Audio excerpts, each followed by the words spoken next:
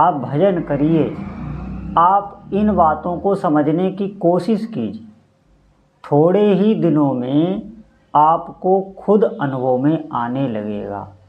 देखिए, जो भी मनुष्य हैं, आप देखना सबके भीतर एक अभाव रहता है। अभाव निश्चित हमारे भीतर है।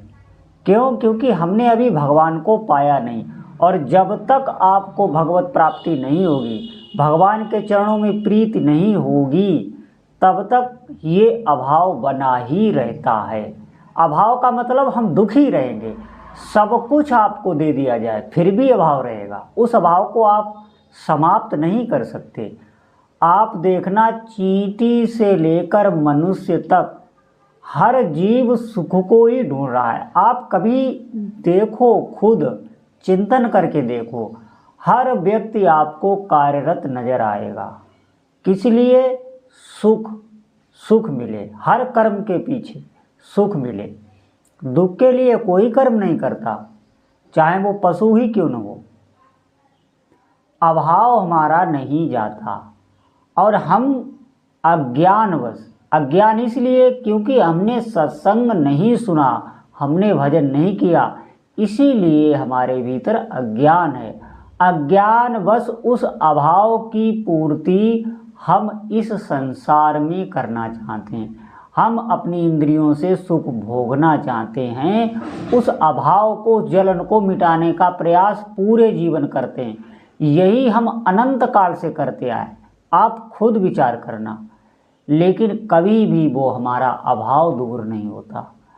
हमारे भीतर अभाव है तभी ही कामनाएं होती हैं। आपके भीतर कोई अभाव ना रह जाए तो कोई कामना नहीं रह जाए।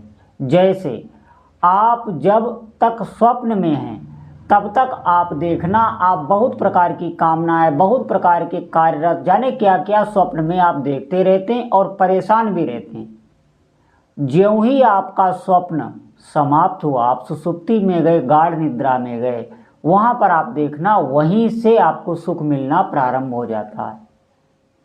लेकिन अब आप, ये जो भजन है, इसमें जो सुख मिलता है वो गाढ़ निद्रा की तरह नहीं है। वो गाढ़ निद्रा में तमोगुण प्रधान सुख होता है। तमोगुण का मतलब है आप अज्ञान में होते हैं। उस समय आपको कहाँ होश रहता है? कुछ नहीं, बिल्कुल आप सो गए। इसीलिए सुषुप्ति दशा को मृत दशा, मरे हुए सा उसे समझना चाहिए। लेकिन यहाँ जो भक्ति में सुख मिलता है वो जागृत अवस्था में, आप ज्ञान में होते हो तब वो शुद्ध सात्विक सुख होता है। वो तमोगुण प्रधान सुख नहीं होता। इसको कोई वर्णन भी नहीं कर सकता। मैं आपको बता रहा हूँ, इसका कोई वर्णन नहीं कर सकता। ये परम आनंद देने वाला सुख होता है। आपके रोम रोम से सुख प्रकट होगा। यहीं तक हमको पहुँचना है। और वैसे अभाव हमारा जाने वाला नहीं है। आप अगर इस बात को नहीं समझेंगे, नहीं मानेंगे, संशय आपके भीतर रहेगा, तो आपका अभाव कभी भी दूर नहीं हो सकता। आप भगवान का भजन आरंभ कीजिए, उनको ही सर्वोपर मान के उनकी आराधना करिए। जो भी आपको कार्य मिला है, आप जैसे भी हैं, आप जहाँ भी हैं, आपको भागना नहीं है। प्रभु से हमारा निज संबंध है, वही हमारे हैं और हमारा कोई नहीं है। इस बात को आप दृढ़ता से मानिए, विश्वास कीजिए, तो आपको अनुभव में भी ऐसा आने लगेगा। वहीं से सुख की प्राप्ति आपको होगी। हमारे भीतर अभाव होने के कारण फिर हमारा मन ये संकल्प विकल्प करने लगता है भोगों का। ज्यों ही मन भोगों का संकल्प विकल्प करना प्रारंभ करता है कि हमारी इंद्रियां बाहर दौड़ने लगती हैं, और फिर उन इंद्रियों से हम भोग भोगते हैं। वो इंद्रियां भोगों के संस्कार हमारे भीतर डालती रहती हैं, और वही संस्कार फिर हमें भोगों के प्रति जलाते हैं। फिर हम भोग बोलते हैं, फिर जलन होती है, फिर भोग भोगते हैं, फिर हमें अपार दुख होता है। फिर हम इधर उधर भागते हैं, कोई हमें बचा ले, कोई हमारी रक्षा करे। सच बताएं तो दुख का कारण हमारा अभाव ही है। अभाव हमारे भीतर ना हो तो हमारे भीतर पूर्ण संतोष आ जाए। कैसे आएगा? सिर्फ एकमात्र भजन से आएगा, भगवान नाम जप से आएगा। जब हमारे भीतर पूर्ण संतोष आने लगेगा, भजन का जब हमें सुख प्राप्त होने लगेगा, तो हमारी इंद्रियां फिर बहिर्मुख नहीं होंगी। क्यों? क्योंकि मन में संकल्प विकल्प होंगे ही नहीं भोगों के, भजन के संकल्प विकल्प होंगे। और जब भजन के संकल्प विकल्प होंगे तो मन हमारा अंतर्मुख होगा और उसे भजन का सुख मिलेगा। इंद्रियां बहिर्मुख नहीं होगी, इंद्रियां भी अंतर्मुख हो जाएंगी। आप सच मानिए, यही मुख्य कारण है। हमारे भीतर कामनाएं इतनी आती रहती हैं, इतना हम परेशान रहते हैं, इस कामना से हम सुखी हो जाएंगे, इस कामना से सुखी हो जाएंगे, लेकिन होता कहाँ मिलता है हमें सुख? हम सिर्फ भ्रमित ही रहते हैं। सुख सिर्फ प्रभु के चरणों में ही है, इस बात को आप जान लें। भोग तो और भी योनियों में प्राप्त हैं। आप देखना, जो सुख हमें अच्छी अच्छी मिठाइयाँ और व्यंजन खाने में आता है, वही सुख कुत्ते को सड़ा हुआ मांस खाने में आता है, वही सुख सुअर को विष्ठा खाने में आता है। ये बात सोचें आप। क्योंकि अब आप समझें, जो ये नीची योनि के पशु हैं, सुअर आदि, इनको हमारे भोगों के बारे में थोड़ी न पता है, उनको उसके स्वाद का, अनुभव का नहीं पता है। उनकी सृष्टि अलग है, हमारी सृष्टि अलग है। जैसे हमें देवताओं के भोगों का नहीं पता है, देवताओं के भोग कई गुना हमसे, हमारे भोगों से दिव्य होते हैं। वो है, हम पशुओं के भोगों को घृणा की दृष्टि से देखते हैं, ऐसे ही देवता भी हमारे भोगों को घृणा की दृष्टि से देखते हैं। ये बात को आपको समझना होगा। सच मानिए, जैसे लोग नहीं कह देते हैं कि हमें क्या पता है, हम देवताओं के भोगों को क्या जाने, स्वर्ग नरक सब यही है, हम नहीं मानते।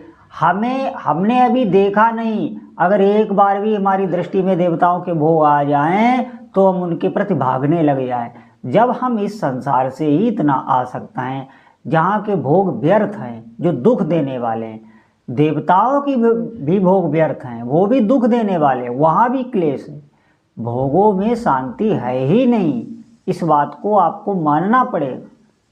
सिर्फ एक भजन मात्र उपाय है, इससे ही हमें सुख मिलेगा। क्योंकि ये जो मन है, जो भोग भोगता है, ये सिर्फ प्रभु के चरणों में ही इसे सुख की प्राप्ति हो सकती है। कैसे? ये भगवान का ही अंश है। लेकिन सबसे बड़ी बाधा एक और है कि हम जब भक्ति की बातें सुनते हैं शास्त्रों से या संतों से, तो हमारे भीतर भजन की अभिलाषा होती है और हम भक्ति करने लग जाते हैं, हम भजन करने लग जाते हैं। लेकिन मैंने देखा है, साधकों के भीतर जब वो भजन करने लगते हैं तो उनके भीतर एक पश्चाताप बना रहता है कि हमारे साथ के लोग, हमारे आसपास के लोग, हमारे जानने वाले, ये संसार में उन्नत करते जा रहे हैं और हम पिछड़ते जा रहे हैं। ये भय बहुत, आप सच मानिए, ये आपको भजन से हटा देगा। ये भय ठीक नहीं है, ऐसा आप बिल्कुल ना सोचें। वो उन्नति को जा रहे नहीं हैं, वो अवनति को जा रहे हैं। आप भजन में स्थित रहिए। आप दृढ़ संकल्प से अपने इष्ट में, अपने गुरु में, जो भी आप भजन कर रहे हैं, जिनकी भी उपासना कर रहे हैं, आप करते रहिए। वो लोग खुद आपका नाम पता थोड़े दिनों में पूछने लग जाएंगे, आपके पास आने लग जाएंगे, आपसे प्रभावित होंगे। वो आप में एक दिव्य भागवतिक आकर्षण होगा, शारीरिक नहीं, अपने हाथ वो प्रभाव में। वो जहाँ जा रहे हैं वहाँ सुख नहीं है, वो आपके पीछे ही भागेंगे। ये बात बिल्कुल सत्य है। और आप भजन करने लग जाएं, आप अपने जीवन में खुद देख लेना, ऐसा होता है। कभी भी हम ये ना सोचें कि हम लौकिक दृष्टि से पिछड़ते जा रहे हैं। जो भी भजन करता है भगवान का, लक्ष्मी जी स्वयं उस पर कृपा करने लगती हैं अपने हाथ। आपको अलग से कोई उपासना नहीं करनी। जो भी भगवान के नाम का जप करते हैं, उन्हें अलग से कोई उपासना नहीं करनी होती। सच मानिए, जितने भी नकारात्मक शक्ति आपके शरीर में है सब भाग जाएंगी, सब भाग जाएंगी, कहीं आपको जाना नहीं।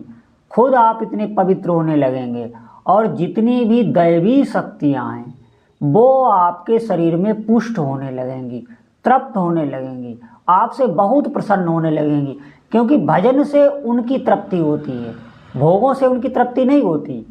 जो भी दैवी शक्तियां हैं, हमारे भीतर दैवी शक्तियां भी रहती हैं, हमारे अंदर आसुरी शक्तियां भी रहती हैं। आसुरी शक्तियां सब भाग जाएंगी। तभी जो साधक भजन में आगे बढ़ते हैं उनके भीतर दिव्य दिव्य भाव, दिव्य दिव्य विचार, उनका शरीर पुलकायमान रहता है, आनंद से भरा रहता है। तो उनकी इंद्रियां औरों को भी आनंद और सुख देने लगती, बांटने लग जाती। अभी जब हमारे पास ही नहीं है तो हम कहाँ, हमसे सबको क्लेश ही मिलेगा। क्यों? क्योंकि हमारे भीतर सुख की इच्छा बनी हुई भोगों से हम कभी परोपकार नहीं कर सकते। निश्चित मानिए, ये जो भजन नहीं करते हैं और वो कहें हम परोपकार कर रहे हैं, तो परोपकार उनसे बनेगा नहीं, आगे वो भ्रमित हो जाएंगे। उनके भीतर खुद इतनी भोगों की अभाव बना हुआ है, कामनाएं बनी हुई हैं। जब हमारे भीतर सुख है ही नहीं तो हम किसी का परोपकार नहीं कर सकते। और आप भजन करने लग जाएं, आपके हाथों स्वतः परोपकार होगा। मैं सच आपको बता रहा हूँ। और उससे कुछ अभिलाषा भी नहीं होगी जिससे आप परोपकार करेंगे, क्योंकि सुख लेने की भावना ही नष्ट होने लगेगी। जब हमें सुख मिलने लगा है, हम स्रोत से जुड़ चुके हैं, हम अपने प्रभु से भजन के माध्यम से जुड़ गए हैं, तो हमें आनंद की प्राप्ति होने लगी। तो आप निश्चिंत हो जाइए। बिल्कुल, ये सब संशय होते हैं, ये केवल एक मन की कल्पना होती है। आप निश्चिंत होकर भजन में लगिए और फिर देखिए कितना आनंद आपको इसी जीवन में आने लगेगा। बोलो जय जय श्री सीताराम।